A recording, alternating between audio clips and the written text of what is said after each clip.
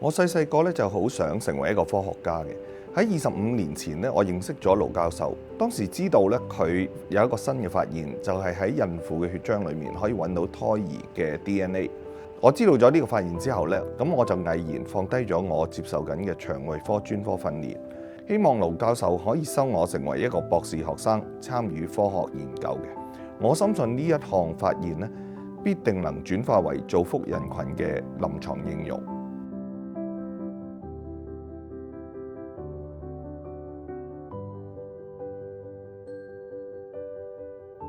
我哋團隊基於血漿 DNA 分析研發嘅無創測試技術，已經成功跨越基礎研究同埋臨床應用嘅鴻溝。其中，唐氏綜合症無創產前檢測已惠及全球逾超過1億嘅孕婦，徹底免除咗傳統入侵性檢測帶來嘅流產風險同埋心理壓力。另外，我哋開創嘅多癌種篩查技術榮登咗2022年《時代週刊》全球最佳發明之一。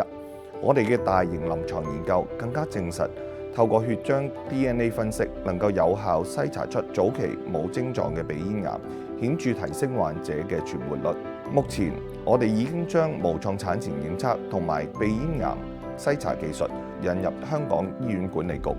切實服務廣大香港市民。呢個亦都係我哋團隊最大嘅欣慰同埋驕傲。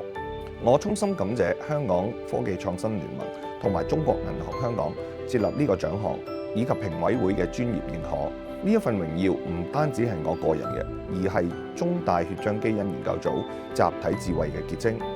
我特別感謝盧煜明校長嘅悉心指導，佢為我樹立咗一個卓越嘅榜樣，憑住對科學嘅熱誠，不斷創新，成為出色嘅科學家同埋企業家。最後，我要向默默支持我嘅屋企人，特別係我嘅太太，致以最深嘅謝意。係佢嘅無私付出，令到我可以全心投入科研，攻克科學難題。